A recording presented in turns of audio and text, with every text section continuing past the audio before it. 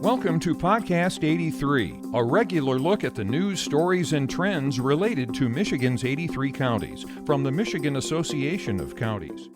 Hello, everyone. Welcome back to Podcast 83, the podcast put on by the Michigan Association of Counties. I am Deena Bosworth, Director of Governmental Affairs. With me today, I have Sam Gibson and Jimmy Johnson from our Government Affairs staff. And today we have a special guest with us. Today we have Representative Steve Frisbie from Calhoun County. It's a 44th House District, I believe. Yes. Representative Frisbie is in his first term as a state legislator, but he's been around county government for quite a while. Served as the Calhoun County Board Chair for a while. And how many years, Representative, were you on the Calhoun County Board? 14. 7 terms. Yeah. Okay. That's awesome. That's awesome. Well, welcome to the podcast. We appreciate you taking some time to talk to us and talk to our members. Appreciate the opportunity. Let's just jump right in. Sure. In Lansing, we've been hearing a lot of talk about we're going to have some property tax reform, that the House is really looking at doing something about property taxes. And clearly that's our bread and butter to help county government run. So why don't you talk to us a little bit about what you think is happening, what the conversations are? Yeah. You know, what really started the whole conversation was the Axe My Tax movement. Not sure that's going to actually make it to the ballot with signatures. We'll see. But it really did stimulate more conversation amongst the members in the caucus about what could we do to make home and land ownership a heck of a lot easier for folks. The consistent message is, it feels like we never own our property. We never own our home, that we're, a couple of years away of no payment of taxes for not having anything. So I think, Prop A was designed to, kind of cap the growth and limit what was going on back in the day. But we've seen such tremendous growth in values that when homes are sold and those property taxes come uncapped, tremendous growth in taxes. And that's led to a couple of problems. One, people paying a lot higher taxes than they anticipated. And two, it's actually I believe, and many people believe, it's contributed to the housing shortage in that, the natural evolution of a family was you start off with a starter house, you started having kids, you got the forever house, allegedly, and then your kids all moved out and you were living in a 3 or 4 or 5 bedroom home with no kids. It's like, we don't need this. Let's downsize. Well, now you downsize and you're going to have to go purchase property that's uncapped as well. So it just creates this whole vacuum of, I can't afford to keep my house. I can't afford to sell my house and buy a new house. So I think it really helps contribute to the shortage of housing stock that the market typically in that evolution of a family took care of itself in the past. So we got to look at how the uncapping and what that means. And is there a way to cut them and not see big problems for county and city governments in funding? So that local funding is important. Like I said, 14 years as a county commissioner, I understood that and still understand that. And there's other folks that, served as county commissioners up here as well, and county wide elected officials like drain commissioners and clerks. They all get it. So I think it's being responsive to constituents who are saying we need help. Property taxes are not a good thing. How can we get relief? But from our point, how do we continue to fund government, especially at the local level, without creating harm? So I don't think there's a specific plan that I've seen yet. Just a lot of chatter about the uncapping and those kind of things that we've already talked about. So I think you'll see some kind of plan. Honestly, I would be shocked if it makes it all the way through and is signed by the governor in this term. But it sets a pathway of which way we want to head as a caucus and which way the other caucus probably wants to stay on or even raise. So it's challenging times right now. There's plenty of revenue in Lansing, and people ask me, what are you going to do? Revenue is going to be down this year. It's like, I'm not too worried. There's plenty of revenue in Lansing. It's how you spend it and where you spend it that makes the biggest impact. And we just have to sharpen our wallets and our pencils and get to work. So spend where it makes the most sense. And when you can spend at the county level and local level, that has the most direct impact on constituents, not the state level. Well, I really hope that means that, when the proposals do come out, that local units of government, whatever those proposals are, will at least, be held harmless Yeah. and it sounds like you have the priority that you want to recognize local units of Yeah. government need funding to provide services. So, The road funding was a perfect example. Our original, and we appreciate your support of that and the association's support of that. And we had, for the first time ever, the MTA, the MAC, the the folks that represent cities, everybody was on board because we'd replaced all the revenue and held everybody harmless while giving them more money to fix roads. So, and of course, in the end, that all came out in the wash, and there was a little bit of a hit, but not by our design. And again, I think there's plenty of money. We don't need to hit local governments. We need to just sharpen the way we spend in Lansing. While we're on the topic of services that county governments have to provide, let's shift gears a little bit and talk Sure. public safety. Obviously, in your time as a commissioner, you're familiar with the level of services that are required from the sheriff's office, the jail, prosecutors, you name it. You And you bet. also, as I understand it, had a career as a first responder before coming over to the legislature. So with both of those backgrounds in mind, how do you foresee the future of public safety investments from the state to local governments? And how can you and your caucus prioritize what counties need to do to provide that service to their communities? Yeah, and the establishment of the Public Safety Trust Fund, I think, is a good indication of which way we want to go. And that, by the way, made it through with bipartisan support. So in helping, get funds backstopped into the prosecutor's office and the sheriff's departments and local police departments in recruiting and retention and training. Those are all it's easy enough to put somebody on the road to be a sheriff's deputy. Or a police officer, what's really hard is all the time and effort and money it takes to keep them trained and trained well. So you have to be really careful about how many staff you have. No matter the need, you have to be able to meet those needs in training and ongoing education. So that was part of the attempt of the Public Safety Trust Fund to do that, to help with that.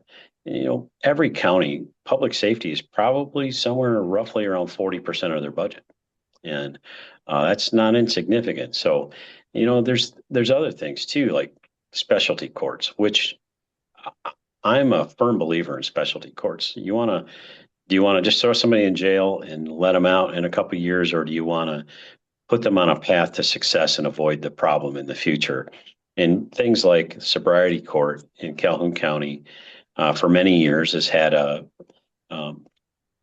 less than 5% of the participants of that court go out and violate that same issue again. So that's really good stuff. When you can take drunk drivers off the road, get them to the point where they understand they have a problem, they take action, and then they don't go back out and do it again. That's a benefit to everybody. It's a benefit to the community. It's a benefit to them. It's a benefit to their employer, their family, and the court system's less overloaded. So yet the state doesn't really help a whole lot with specialty court funding.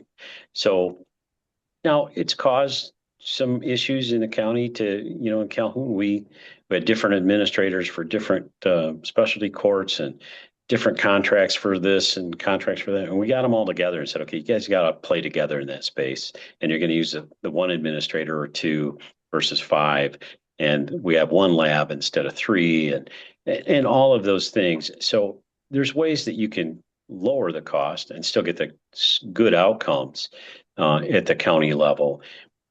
But if you have a system that works and proven to keep people out from reoffending, why wouldn't we at the state level work to get those funds into the court systems that where they can make a great impact. So I'll always sing the praises of specialty courts. And the other thing that's happened in the last couple of years is the scales have really become unbalanced in the dollars flowing for public defender versus prosecutor. So the public defender's office funds greatly outnumber those going to the prosecutor. And it was unbalanced before, but the other way. We got to figure out a way that has to balance back out, right? Everybody deserves representation, but everybody that the prosecutor is representing in the public deserves good representation as well. So we got to come back to a competitive balance for dollars going on both sides of the equation in that court system. And I don't think that's happened in the last several years. It's really tilted the scales. I could not agree more. And you just hit on literally every one of Mac's judiciary and public safety priorities year after year. The public safety trust fund dollars were incredibly promising in the FY26 budget. Unfortunately, they went directly to counties, right? So counties could determine, do I want this for my prosecutor? Is this best in the sheriff's office? Whatever the case may be, to your specialty courts, right? And that is something that we advocate for as well, to push the state budget to include increased funding for specialty courts, because there is a rehabilitation component. You're not seeing the reoffending, to your point, Representative. And especially so the public safety trust fund is a potential way to funnel more dollars into the prosecutor, which many did, and then funnel into the specialty court system. So I think there is help on the way if we can continue down these pathways. Absolutely. Thank you for that. You bet. And now to kind of jump in, we'll switch gears a little bit. We'll talk about everybody's favorite topic, the budget. With this new year starting, the budget has conversations I know have started. One of the aspects that I wanted to ask you about was looking at the MDHHS budget as we are going into this new year with the One Big Beautiful Bill Act going to be taking effect. There's a lot of talk about SNAP error rates, different determinations. There has been even reports that there could be a downfall of about $600 million. So what are the conversations looking like in the legislature, specifically around MDHHS? Are there specific, pressure points you guys are looking at? What's the game plan there? So the waste, fraud, and abuse, through oversight of the House is imperative that it works and works well. And I think this session has demonstrated what oversight should be doing mostly, and that is bringing things to light, holding people accountable. The problem we have is we can't always get the change that's needed. Sometimes, like the SNAP error rate, 12%, was, I believe, the identified error rate. So without the benefit of having a bill, Jason Wolford was able to help identify that issue through oversight and then convince the department to go to new cards for those. It included a chip technology, includes a picture of the recipient. It makes fraud less likely. The problem we have in this state is on the front end, right? We need to prevent fraud and abuse when people are signing up. And right now, the software systems in the state some of them are as old as 30 years old, and they're held together, I think, with duct tape and super glue kind of thing. Like, they're not produced anymore. They're not supported. There's people across the state that knew how to fix them when they needed to do things. Yet there's $10 billion in work project funds. Why aren't we taking those work project funds and investing into new software that across the spectrum of the state in all departments, they're interoperable? You can, put a name in UIA and it says, hey, are there court cases where they still owe fines? Are they ineligible because of this? Are they eligible because of that? That stuff should be, in today's world of technology, that should be a no-brainer. I've come to the conclusion, I think sometimes we don't upgrade systems in a bureaucratic nightmare because that's something that you can hide behind, right? I'm sorry, our software doesn't do that. Don't fix it. Well, we don't have the money. You got 10 billion laying around. Fix it. So I think going into the next term, that should really be a focus of what we do is making government more accountable, transparent, and efficient in the way that we do business. If you ran your business the way the state of Michigan runs their departments, there would be no business in Michigan. It's just not business minded and business like as it should be. Yes, you have to provide service, and you should provide service and customer service and all of those things that are meeting the needs of the people that are eligible. But you got to do so in a way that's respectful of the people paying the bill as well. So I think that should be one of our focuses in the next term, given the right set of circumstances, is cleaning up how we operate at the business level of doing things in the state of Michigan. One, that'll lower tax load. Two, that'll free up funds to do things like we've talked about already and prioritize spending where it should be versus just maintaining the way of doing business now. And updating, that critical technological infrastructure as well is going to be so helpful. A lot of us have had experience working with state departments in the past, and just like you said, that kind of spells out a lot of those issues. And then, sticking on the budget aspect, we're talking about, prioritizing different funding streams, what's going to get funded, what isn't going to get funded.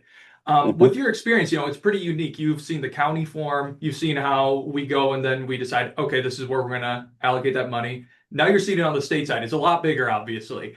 What similarities are you seeing there? And then what are the biggest shocks to you? What's the biggest difference? I think a lot of counties are better prepared at budgeting than the state ever dreamed of being. I think Speaker Hall really upset the apple cart in that for the last 30 years, the budget's been done like this. Why would we change anything, right? Just add 3% and call it good. Yeah, but that took our budget from pre-COVID of 59 billion to 83 billion last year. That's unsustainable. It's frankly quite offensive to the taxpayer that kind of stuff has gone on. In the last 2 years before that, of that growth was even more bizarre in 17%. And yet, when you hear, well, a lot of that's federal dollars. Okay, well, those federal dollars dried up. What are we doing to readjust here? Because they're gone. We can't just raise taxes every time we want to keep something, because the taxpayer doesn't get to just raise their income when there's a shortfall. So more people need to think like these are taxpayer dollars, not our play money, and how they're distributed. And what we distribute should be of great quality and great effect in meeting the needs of the citizens of the state. So the budget process this year, I don't think will be quite as contentious. I think the projected decline in revenue has a lot of people, first thing on a few people's mind, like the Senate appropriations chair said, well, we got to raise taxes. Like, no, there's 10 billion, number one, to meet shortfalls. And is this projected long-term or short-term? Nobody really can tell. But until we fix Michigan in a way that is attractive to business and maintaining business and bringing new business for long-term growth, I think we're at a point where we're going to start to see and continue to see revenue declines without some major changes. So I think the budget will be less contentious this year. We set it up last year to do that. I think the biggest fight will be how many of these jobs that we labeled ghost jobs that we got laughed at originally. And then at the last minute, when the governor got involved and said, we'll give you 2,000 of them. How many are they willing to give up this year? People talk about that. And I was really clear. We had open positions in Calhoun County when I was on the budget committee every year, but two. I took a break. I just needed a break from the budget process one time. And we had these positions, but we never funded them, right? And what's gone on at the state is we have these positions, full-time equivalents, and then we'd fund them, and then the money, they'd never hire anybody, but the money would go into these work projects to be spent as the bureaucracy decided was appropriate. So lack of control, lack of legislative decision-making process, which that's one of the primary duties of the House and the Senate, is how dollars and where they're spent. So you're taking it out of the hands of the elected officials, put it in the bureaucrats. That's never good.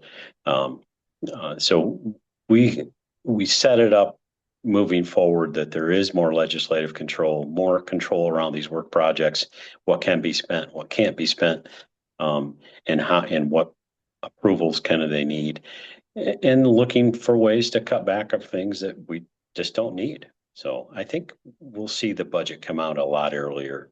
That's my hope this year than we did last. That's awesome. I have one more follow-up question on the budget, and then Yeah. probably let you go because I know you have a ton of things to do. But the legislative directed spending process, do you want to Yeah. just touch on that a little bit and maybe some of the benefits that you were able to get for your Yeah. district through that process? So it is one of our roles is to bring, taxpayer dollars back to your district. And I put a major focus on, and the caucus put a major focus on it, the Hall ethical, I can't remember what HEAT stands for, accountable and transparent, right? So it had to be clearly identified as a legislative proposition put up by a legislator with their name on it. Had to do a public hearing, which it did through Leo, and it had to have public benefit. And then those went through the budget process. And I got 2 bridges in Sheridan Township within our district in the western or the eastern part of the county, just north of Albion. 2 bridges that were within a few miles of each other. One had been closed for 5 years. Another one had been closed since December, right after I got elected. I got $3.3 million to get those put back into service. I got $750,000 or $740,000, somewhere around there, went to the Calhoun County Sheriff, who then shared those funds with the City of Albion Department of Public Safety and Marshall Police Department to buy all new tasers and new technology so that the technology matched it. It offers multiple opportunities for use instead of a one-time use. It triggers automatic activation of body cams and audio if it's off. So if they're pulled from their holster, so really good stuff. I got $125,000 for the city of Springfield to build a carport to put public safety vehicles underneath because they don't have a garage big enough to put them in. And then $30,000 for the Bronson Sexual Assault Services, and that they provide services throughout the region, including Calhoun County, for sexual assault victims, including kids, the Child Advocacy Center. So that's what I put forward. Those are the ones that were funded. There was a few more that we had that didn't make the cut, and we'll be doing the same process this year. So we've already been reaching across the district saying, how could we help? What makes public benefit the most sense? Are there more bridges? Are there specific issues going on in each township or city that we can help with potentially? And we'll bring those forward here in the budgeting process. Awesome. So thank you very much for your time today. Yeah, the governor is supposed to give her budget presentation here and, sometime within the next month, and then we'll start that whole fiscal year budget process all over again. So we're looking forward to it. And if there's anything we can do to help you, you let us know. Yeah, and I think the way you advocate for counties and maintaining, revenue sharing is good. It's important to make sure those services continue to be delivered at the local level. So I appreciate Mac. Awesome. Thank you very much for your time today. I You bet. appreciate it. All right. Thank you. We'll Have see a you good day. soon. Thank you for listening to today's episode of Podcast 83.